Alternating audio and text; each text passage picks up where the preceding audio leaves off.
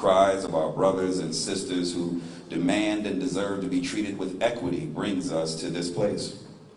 Following the recent shooting of Ma'Khia Bryant, and with the innumerable number of brothers and sisters who have lost their lives at the hands of those called to serve and protect, we have gathered here in this space to declare that the current climate within the city of Columbus and the way in which Black and brown and poor people's communities are policed is unacceptable. Across professional and organizational and social and even denominational lines, the God of justice and of righteousness has spoken. And God's message in this space is clear. God's message in the moment where we find ourselves is simple, and that message is no more. No more aggression without accountability. No more provocation without penalty. No more silence around injustice. No more justification from those who have authority. No more unnecessary loss of life. God's message in this moment is simple, and the message is no more. We are here as a representation of an unending commitment to justice.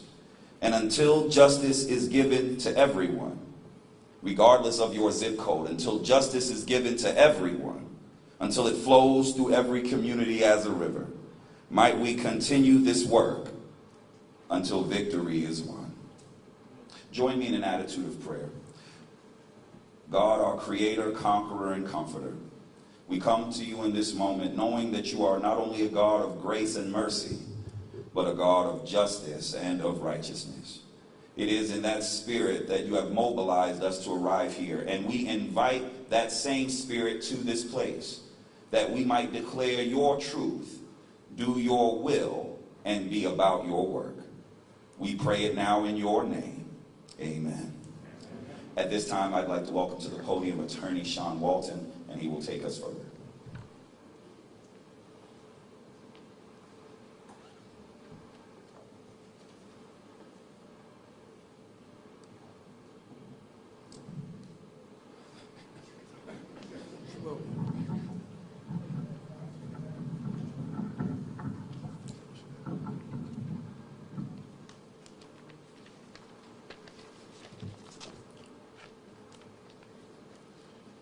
Good afternoon.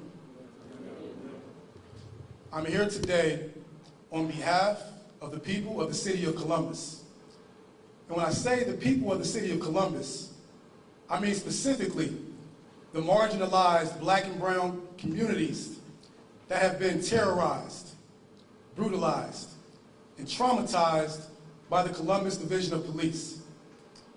As critically acclaimed author Will Haygood pointed out in the story that just dropped in Columbus Monthly, in order to understand the temperature of Black life in Columbus, past and present, you have to understand the law enforcement intrusions into everyday Black life. Of course, we have the expected duties of policing, duties such as keeping the peace and solving crimes. But far too often, the engine of those police duties churns in ominous directions when it comes to Black people. And that is the reality of our existence as Black citizens in Columbus. That reality has been the same since 1999, when the Department of Justice came in and found that the city of Columbus and its police department were engaged in a pattern and practice of discrimination against its citizens. Patterns and practices of using excessive force, making false arrests, lodging false complaints, and conducting improper searches and seizures in violation of the 4th and 14th Amendments of the United States Constitution. Instead of a consent decree, which to my understanding every city in the country to that point in a similar situation had voluntarily entered into, the city of Columbus fought that investigation, and the FOP joined in that fight against federal intervention. Almost 3 years after that lawsuit was filed against the city of Columbus, a settlement agreement was reached that was grossly inadequate. And as a result, the patterns and practices discovered by the DOJ never ceased, and there was never any court order ensuring the end of these constitutional violations. That brings us to where we stand 20 years later. Over the past 20 years, black citizens in Columbus have continued to be terrorized, brutalized, and traumatized by the Columbus Division of Police. And while it took a court order in the 1980s to ensure that black officers were hired and promoted, it will take another court order in 2021 to ensure that black officers such as Melissa McFadden and my clients Carl Shaw and Kevin Morgan do not suffer discrimination internally within the Columbus Division of Police. A report commissioned by the City of Columbus found that over 70% of black CPD employees had witnessed discrimination. And if the City of Columbus can't protect its own black officers internally, how will they protect black citizens? We know, as we have known for decades in Columbus, that it requires federal intervention to protect this community from the terrors that we have experienced for years. I stand before you today speaking on behalf of the Columbus Police Accountability Project.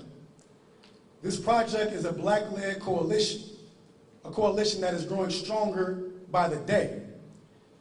And this coalition is made up of local legal, faith, community, and movement leaders who have decided to use our collective power to fight back against a system that protects the police more than it protects citizens. Columbus has a long legacy of police violence against its citizens and a long legacy of continued constitutional violations against black and brown people in this country. And if we're being honest, against poor people throughout this city. But unfortunately, when you're black and poor, the police seem to hit you the hardest. We are policed by people who kill our babies and then shout "Blue Lives Matter" at the scene, or later on social media under aliases. I've had to personally listen to officers like Brian Mason, who killed 13-year-old Tyree King, repeatedly referred to Tyree as Mr. King. And even our mayor referred to Ma'Khia Bryant as a young woman, despite the fact that she's 16 years old. These are children, our children. And as our Congresswoman Joyce Beatty pointed out in her letter to Attorney General Merrick Garland, these are children, and many, if not all of these deaths were avoidable. And while the community has been actively working to request that the DOJ investigate and enter into a consent decree with the City of Columbus, our mayor has announced that he has also sent in a request. Now, we differ on these requests. The mayor has requested a review of the Columbus Division of Police policies and procedures. We are demanding an investigation. We've had countless reviews, countless reports. We demand an investigation. The only cooperation that we expect from the mayor's office is to step back and to let the DOJ investigate every aspect of the Columbus Division of Police, including the leaders of the Columbus Division of Police. We already know that this police department has engaged in a pattern and practice of discrimination against black and brown people in this city, and we need action. The reality is that bad officers are supported and embraced by the city. While steps were taken retroactively after the violent police response to protesters last summer, has there been any real accountability? No. Instead, we are currently, on behalf of 26 plaintiffs, suing the City of Columbus, and the City Attorney's Office is vigorously defending those actions and those officers. The same goes for the tragic murders of the past few years. Henry Green, Tyree King, Jerron Thomas. Those are all deaths that have been in litigation for years. And the city of Columbus is using our tax dollars to defend those officers and their actions. It took years before the city of Columbus agreed to compensate Carl Shaw, Officer Carl Shaw, for the discrimination that he experienced as an officer in the department. And just last year, that case settled for $475,000. We already know that this discrimination exists. And unfortunately, it is not exposed enough. And I feel the calls over the past few months, even years, asking, how does Columbus fly under the radar? The reality is there are two sides to Columbus. There's an affluent, progressive, happy part of Columbus. There's a side of Columbus that is suffering. And that suffering manifests itself in ways we blame those who are suffering. But if we are to hold the community accountable, we have to hold those who are sworn to protect and serve us accountable as well. It is curious that the city makes these public statements of commitment to reform while quietly fighting so hard against the people who are brave enough to stand up against these injustices. Has there ever been a victim of police violence or constitutional violation in Columbus that has felt real justice or accountability? No. We deserve better. It is clear none of the reforms CPD has attempted to enact, it's clear that those reforms are not enough. Considering how strongly the FOP opposes any real accountability, there's no end in sight to this terror. Therefore, we are formally requesting that the Department of Justice investigate the Columbus Division of Police, and we are submitting a letter that has an overwhelming amount of evidence supporting this request. This letter is endorsed by a wide range of community groups, leaders, and just regular citizens. And that list is growing every day, and we're asking anyone willing to endorse this letter and this request to please do so, and that information will be provided. In addition to this letter, we are actively mobilizing efforts to gather community testimony that further illustrates this absolute necessity of federal intervention. And we're combining that with previous testimony and affidavits that the DOJ is aware of because of their previous investigation in 1999. That history and that present,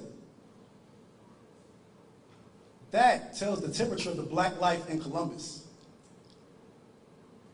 As a coalition, we are joining together to push for real police accountability that prioritizes the safety of all of our families, no exceptions.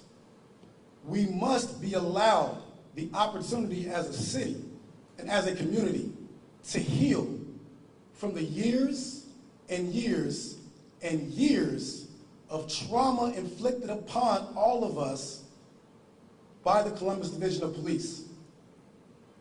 And even if you have not been directly impacted by those actions, we are all suffering from the post-traumatic stress of the suffering of our brothers and sisters and our babies.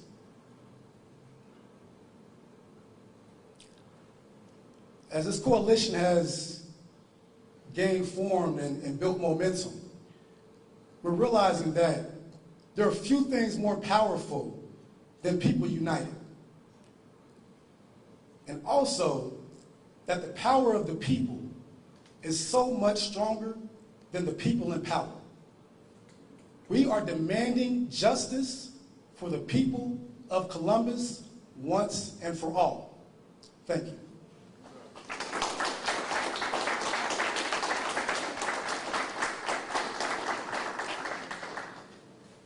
Thank you, Attorney Walton. At this time, we would like to welcome Ms. Adrienne Hood to the podium. Ms. Adrienne.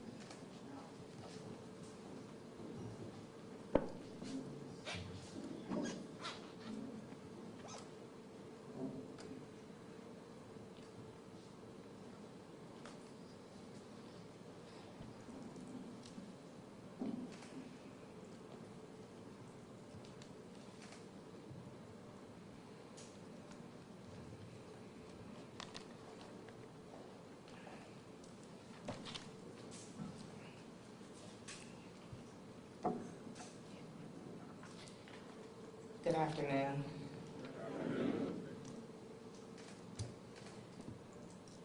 My name is Adrian Hood, and I became a member of the Involuntary Club June 6th of 2016.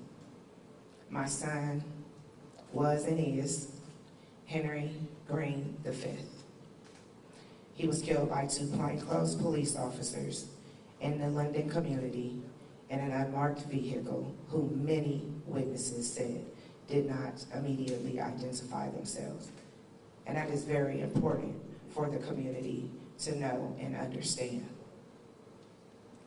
As my attorney said, we have been asking for the Department of Justice since I lost my son, but only to find out as I began to research that this request had already been made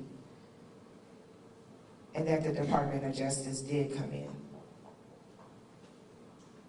And unfortunately, the community was failed at that point. I wonder if my son would be here if justice had prevailed at that time. If our city wouldn't have spent $700,000 to fight to have things right in our city for Black and brown communities. They fought against that. And we have continued to elect these individuals into this space. No more. As my attorney said, the power is with the people. And I really think that it is so important for us to understand collectively what kind of power we have. This space right here, all these individuals here, this is a blessing. Because the spectrum of individuals that are standing behind me has not happened. I have not seen it happen. But I tell you one thing, I prayed for it to happen. And I'm so thankful that it is happening. And we are standing here demanding, as my attorney said, we don't want a review. I'm not interested in another committee. I'm not interested in another level of surveys and 15 to 20 people being on these committees telling us what's wrong when we already know what's wrong. Racism has been declared a crisis. Racism has been declared a health issue. That's nothing new. What are we going to do to put action behind those resolutions? That's where we are. At this point and moving forward, it is all about action. And that's what's represented and who is represented behind me. And I appreciate y'all. I know I'm not supposed to turn around, but I have to. I have to. Because like I said, this is something that we have been asking for a very long time. And it is something that is overdue in our community. And we will not continue to settle for less. I know there are many people in this community that would like for things to stay as they have always been. And I know that I'm not on a favorite on their list. And I don't care. Having friends has never been one of the things high up on my list. I've always been one to stand for what's right and for people to do, just to take care of each other and do what's right. And that is not something that is impossible for our community. We can do it, and we have to do it together. So I welcome the Department of Justice, and I encourage anyone that is watching this live to share this information with your family and your friends, because there are a lot of people out there in the community who have a story to tell, who have a story to tell about how they were traumatized by our Columbus Police Department and how the leadership in Columbus Police Department has continued to fail. How the FOP has continued to stand for this police department no matter what they do, no matter how blatant it is. Still stand there and defend these officers. We have officers who have been traumatized. I get the phone calls. I've gotten emails, being traumatized. And as my attorney said, if they're not being watched on the inside, what chance do we stand in the community as Black and brown people when these are the individuals that they are supposed to stand shoulder to shoulder with? So I look forward to the opportunity of speaking with the Department of Justice when they come. I hope that they call my number, and I assure you, I will have a community of people that are there ready to tell their story, because from this day forward, we fighting back. And anybody that don't like it, have a seat. Thank you.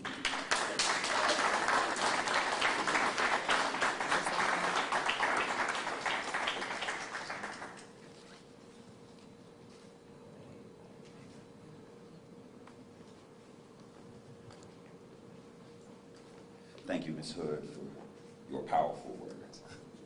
Next to the podium, we are so blessed to have the President and CEO of the Columbus Urban League, Stephanie Hightower, who will speak at this time.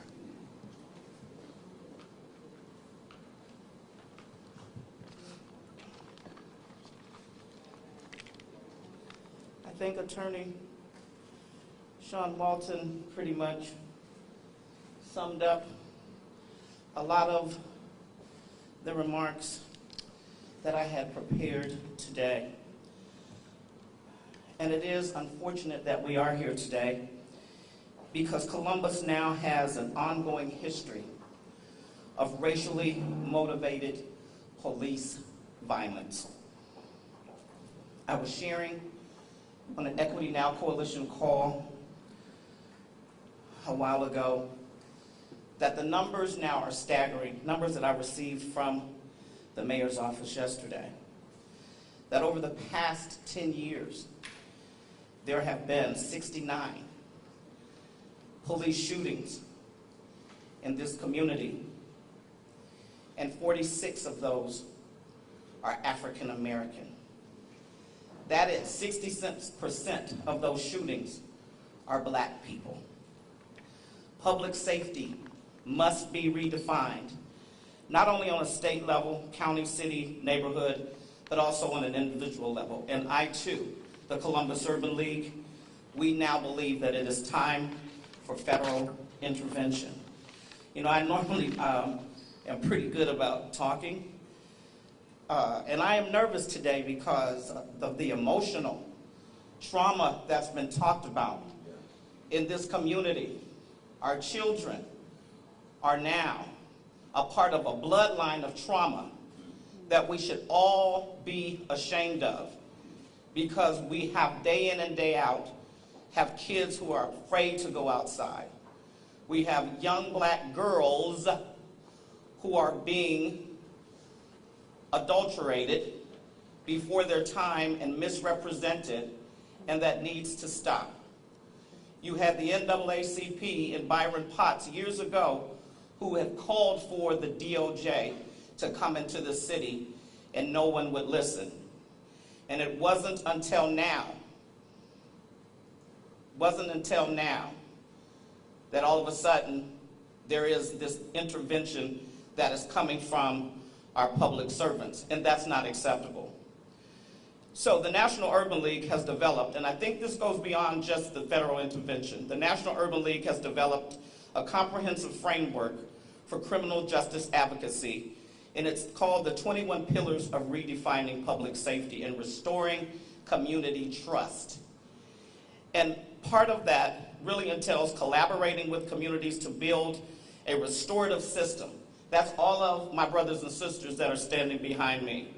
demanding accountability, which is what this group is all about, changing divisive policing policies, which we know are in place, requiring transparency, reporting, and data collection, so that these individuals, like the one that's still police officer that is still sitting there after they just settled that $400,000 case, Attorney Walton, the police officer who offended those officers, who made the racist comments, is still sitting in his job at the Columbus Police Department. I don't understand. I don't understand. We must also improve our hiring standards and training.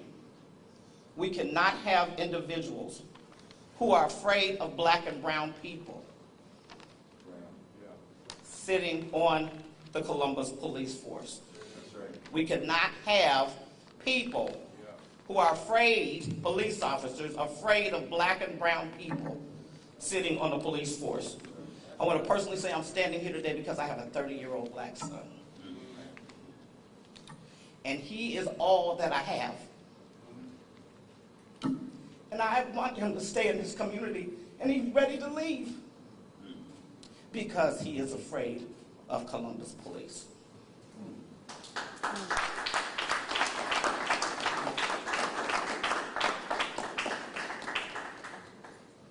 Thank you, Ms. Hightower. At this time, we will hear from Columbus City Council President Shannon Hardin. We welcome him to the podium at this time.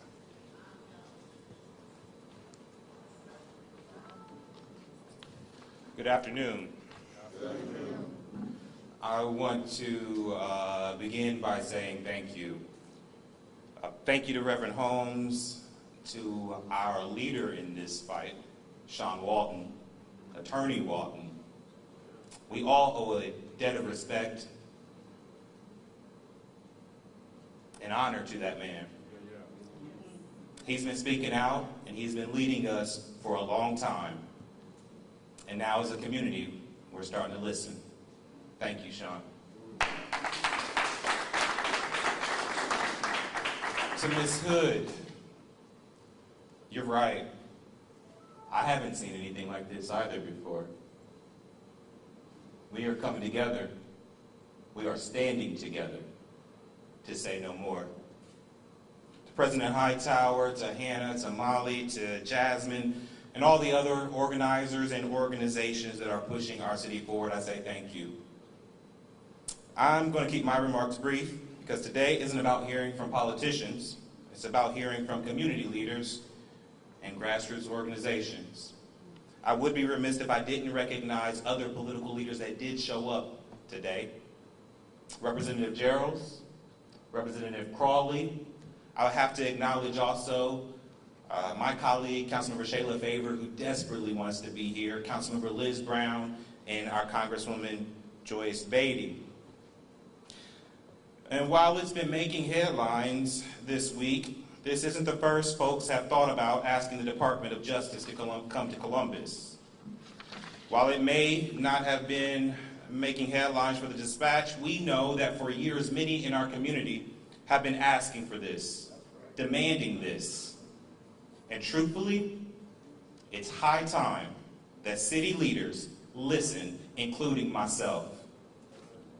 We didn't get the Department of Justice to consider Columbus because of any one person. It took years of work from our community members, our organizers. It took years of over-planning, meetings, protests, lawsuits, and potlucks. My role today is to say thank you. Thank you for pushing and do not stop. A Department of Justice investigation is just the start. We need to continue advancing reform and rethink what safety means in this city. I'm happy to be with you today and will continue to work alongside community members to rebuild trust and make Columbus safe for everyone, regardless of where you live, what zip code you come from, and certainly the color of your skin. We need to continue chipping away at the corrosive pillars that lead our police force to discriminate against black people, against brown people, and against poor people. Folks here today know that this isn't over if the DOJ agrees to come into town. This community won't be justified or satisfied until law enforcement in Columbus stop killing folks.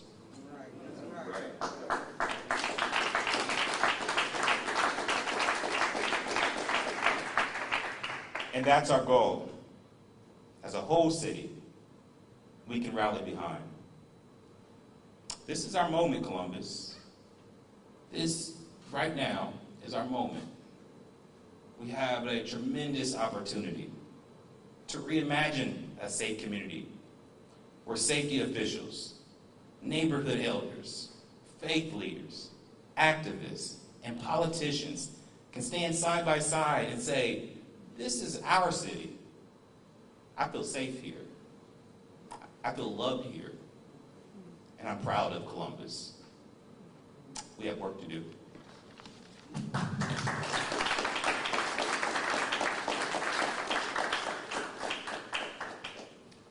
Thank you, President Harden. At this time, we want to welcome to the podium Sister Hannah Abdul-Rahim. She bears remarks.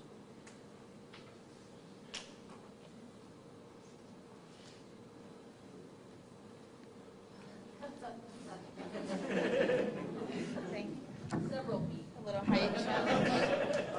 Shut up. Yes, that's good. Thank you. Hello, everyone. My name is Hannah Abdul-Rahim. I'm the co-founder and lead organizer for Black Abolitionist Collective Ohio, and the co-founder and co-executive director for Central Ohio Freedom Fund. I'm going to admit I'm a little bit nervous today.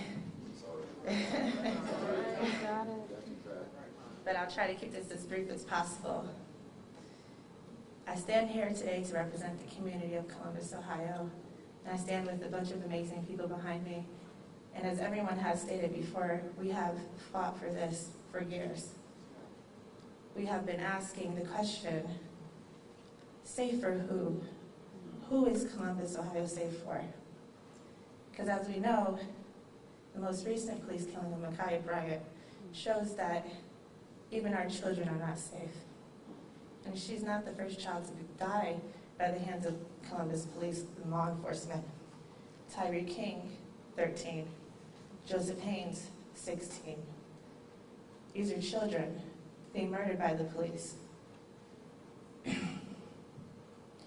Sorry. So I stand here and I'm in alignment with everyone behind me that we need outside help. So we are asking for the Department of Justice not to review but to investigate CPD. City officials, the mayor, have continued to not listen to us for years. And now more and more people have to suffer and be traumatized by CPD, including when we stand up for Black life. We are harassed and surveilled by the police. So yes, Columbus, Ohio has an issue with police brutality, and police brutality needs to be seen as a human rights crisis, because that's what it is.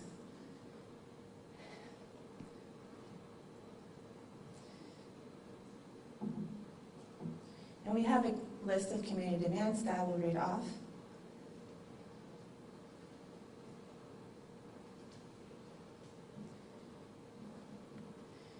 We are asking for the termination, arrest, and indictment of Officers Jason Meade, Andrew Howe, and Nicholas Verdon for the murders of Casey Gibson Jr., Miles Jackson, and Ma'Khia Bryant. Revocation of the pensions of Jason Meade, Adam Coy, Andrew Howe, and Nicholas Verdon. Full transparency and accountability in investigations of the deaths of Casey Gibson Jr., Miles Jackson, and Ma'Khia Bryant by the hands of law enforcement. Franklin County Sheriff and Columbus Division of Police to cover the funeral expenses of Casey Gibson Jr., Miles Jackson, and Ma'Khia Bryant. The immediate resignation of Franklin County Sheriff Dallas Baldwin. The immediate termination of Deputy Chief Quinlan in relation to his continued negligence in holding his officers accountable for murdering, terrorizing, brutalizing the Black community and those who support them. The immediate resignation of Mayor Ginther. Commitment from Franklin County Commissioners to divest from Franklin County Sheriff's Office. Commitment from Columbus City Council to divest from Columbus Police Department. Commitment from the Civilian Review Board to investigate and hold CPD accountable for their continued crimes against the Black community and those who support them. So again, I stand here in community, and we're asking for the DOJ to investigate the Columbus Police Department. On Saturday, May 1st, we are having a national call to action to recognize that Columbus, Ohio has an issue with police brutality. So again, our question is safe for who? Because it wasn't safe for Tyree King, and it wasn't safe for Ma'Khia Bryant, or Henry Green, or Jerron Thomas, and the list continues. We also invite people to share their experience, their testimony, and people's experience with Columbus Police Department, starting May 1st and 4th at Columbus Empowerment Corporation at 112 East Main Street. Thank you to Kim Knights for the space. You can sign up information, can be found at www.c-path.info. And there's other locations, sorry. Thank you, Tom.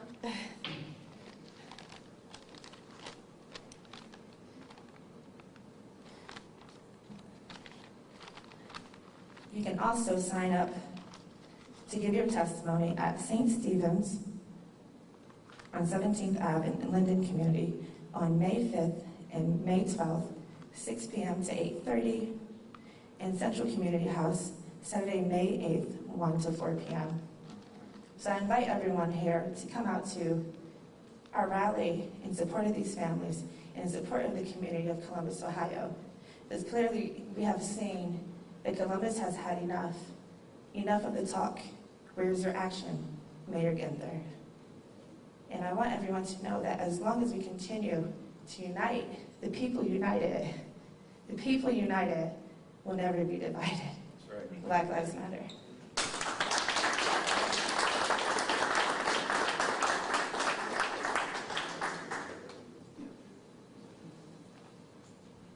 Thank you, Sister Abdul-Rahim. I'm afraid to move it at this point.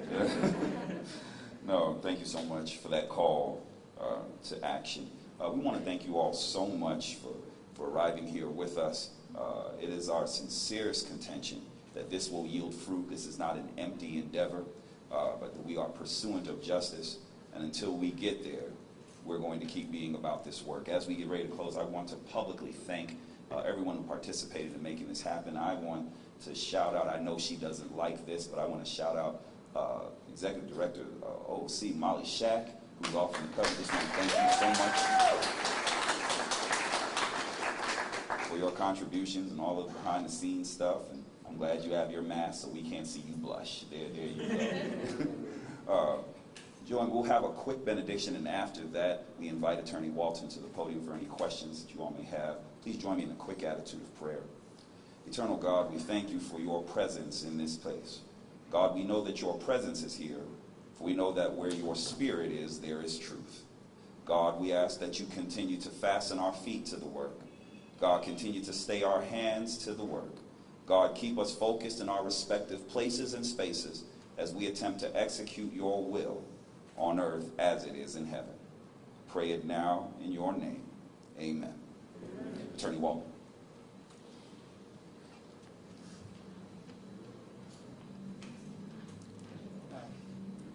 I've got two questions quickly. First of all, can you please repeat again when people are invited to give testimony? Yes, that first date is May 1st, and the next date is May 4th. That information is available at c-pap.info.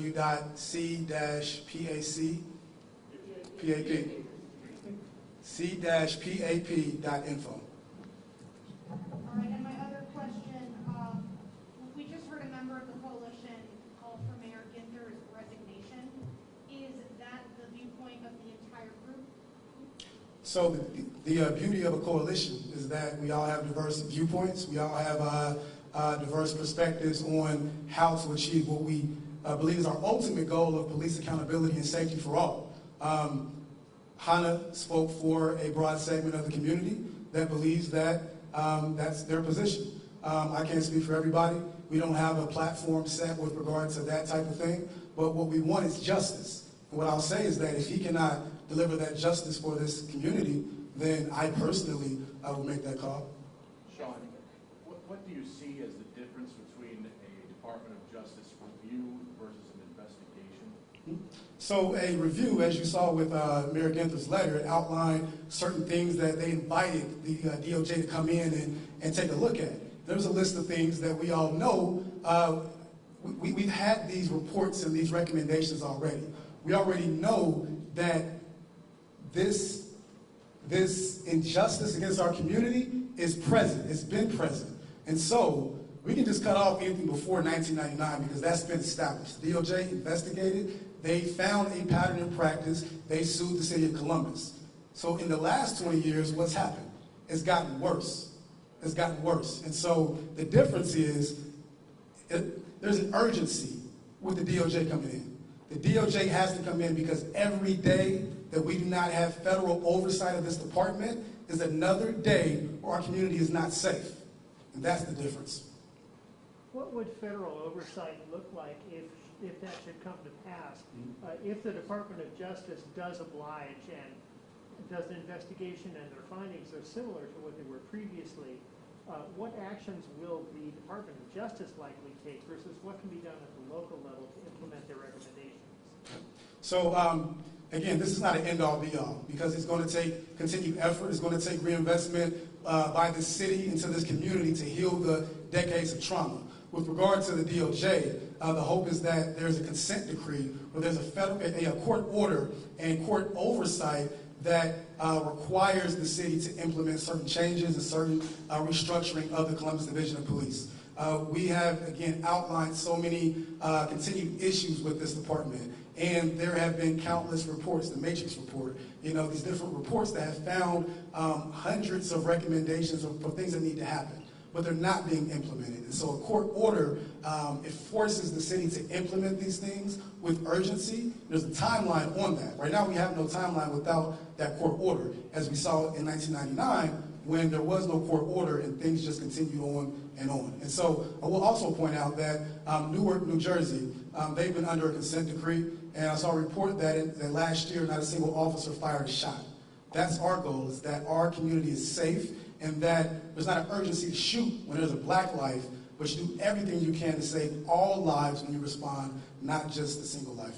Does it help that the prosecuting attorney, Janet Jackson, filed those Department of Justice, is now sitting on the Citizens Review Board? I'll say that, again, we need federal oversight because the current reforms in place, the current structures in place aren't enough. There are clear limits. Even the Civilian Review Board cannot have true power without the FOP changing their contract. And so with regard to Ms. Jackson, I don't have a personal opinion there. I wasn't here back then when that happened. I've listened to the folks who came before me, the great civil rights attorneys in this city that did the work to try to push things. What I'll say is that we had a settlement agreement, not a consent decree. We need federal oversight because the city does not have the power to reform the department and provide safety to this city, that safety that this community desperately and urgently needs. What does it mean to have Council President Shannon Hardin, and he spoke on behalf of other council members, standing in solidarity and in unity with the coalition? So as you see, I mean, this is something that people have repeatedly said has not happened in Columbus. This unprecedented unity and this singular focus on federal oversight for this Columbus Division of Police. And so it means a lot to have these elected officials, Council President Hardin, State Reps Geralds and Crawley here in support of us because it's going to take all of us. We know that this is going to require legislative action on top of that federal oversight. It's going to require people like the Urban League, the NAACP to continue to use their platform and their resources. And it's also going to take this city, this entire city, because what you see up here is a representation of what has come in about a week. But it's going to keep growing, and it's going to keep pushing. And as I stated earlier, the power is with the people, and the people have far more power than the people in power. So ultimately, that's what we need, is justice for the city.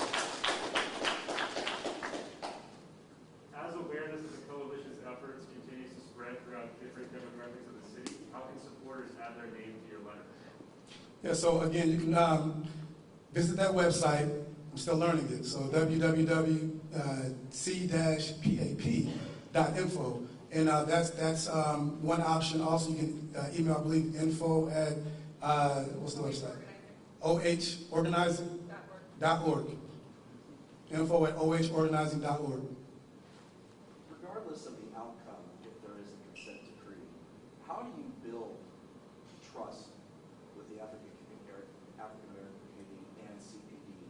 And would you accept the outcome regardless of what happens? So no, we're not accepting any outcome. We're not accepting just the DOJ investigation. We're accepting reform as a result of that investigation. But also, in terms of rebuilding trust, there's multiple levels there, right? We can start with the FOP, the Fraternal Order of Police. Countless times they come out after a killing, and they speak up in support of the officer. They never stand with the community. They put out public statements where they say they're waiting for all the facts to come out, and they issue internal letters to their membership saying that they'll only speak out if it benefits their membership. And I've seen those letters. I've witnessed press conferences, I've witnessed press conferences in the past where Henry Green and Tyree King were called criminals by the FOP. And so in terms of building trust, we rely on the police to protect and serve us. But our community is afraid of the police. Many people do not call the police. When people have illegal weapons in the streets, it's because they have to protect themselves because they feel like the police won't protect them. And so as I said earlier, it's a manifestation of many things when we have this violence against our bodies and our communities, and even the rising homicide rate. As you see, time and time again, there are so many witnesses to these murders, and they see no accountability. So again, how can we try to deter others from using these violent methods when they see what they believe to be injustice and no accountability? So in terms of healing this trust, the community is here. We're asking for help. We're asking for folks of all colors, no matter what color you are or what color you wear. If you wear blue, we know your life matters. Acknowledge that our lives matter and that we're suffering. Stand with us. That's all we're asking for is empathy. I heard a great statement the other day, and that is, black men are gentle. I'm gentle. I'm not a threat. I deserve empathy and I deserve safety in the city. Sean, do you think Columbus was on the path to getting the DOJ to come in on their own? And do you think that the mayor called them in hopes of preempting some investigation and getting a gentler, to use a word, response from the government? Absolutely, and that is why we are standing here today, making sure that they understand its urgency. And we demand an investigation, not a review. And so it was inevitable because the community has been building this and building this and building this. And the timing yesterday was curious because the community has been working on this and having active conversations, as you see, across the spectrum. And this press conference was planned for a few days now. So ultimately it was inevitable. And many times across the country, what you'll see is mayors across the country try to step in front of that in order to ease the tide and not be on the wrong side of history. But unfortunately, history has already been written, and you cannot change history. My name is Calvin Everston. My connection to the community is my grandson, his best friend, the Adrian good son. I got the call when her son was murdered by my grandson. I was on the scene and talked to the jump out boys. To this day, my grandson has to deal with that. And I have to deal with him. And he has to deal with Columbus police. Do you realize the pain that this community has had to endure just by worrying about our kids on a day-to-day basis? It is a travesty that we have to deal with. It is sad that we have to wake up each day fearing for the life of our kids. That is a sad day in Columbus, Ohio, people. Absolutely, and Mr. Harrison, your work and your commitment is appreciated. I've known you for years. I've known your passion. You've held me accountable before you knew who I was, and I appreciate that. What you heard was him express a trauma that's felt throughout this city. We've all heard it. We've all seen it. Those stories aren't told. The stories, the surrounding community that witnesses this injustice and sees no accountability, has no mental health counseling as a result. They have to go to school. When children are killed by the police, entire schools are affected, communities are affected, families are affected, and that pain doesn't go away. There are many people throughout this city that are still fighting. Miss Darson, Trey Darson's mother, he was killed in 2006, and she is still fighting. And so what we're demanding is that the DOJ come in and hear these stories. And that's why it's important that we have this community testimony to add to this request, to show it's not just the lawsuits, it's not just the reports, it's not just what we know. It's the untold stories of Columbus that we need to finally be heard.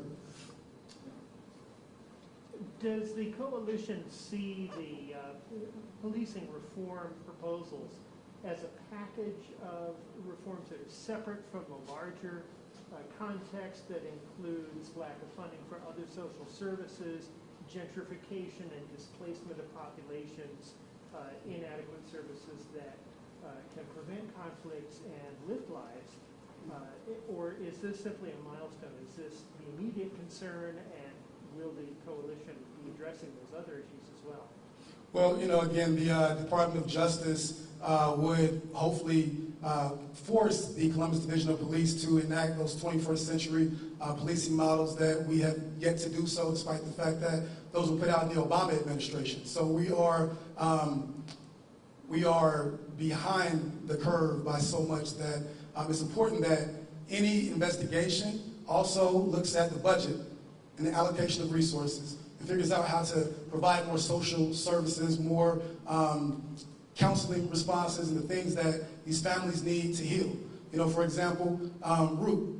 Root is one of the organizations that has endorsed this letter, and they do a lot of great work providing support for families. So there are entities that are doing this work and doing the things that need to be done in conjunction with this investigation. And we've been doing that work, and it's not going to stop. We need federal intervention to stop the police from violating our rights, and also we need citywide support and resources placed in organizations like Root and other organizations that are doing the work to help us all heal together.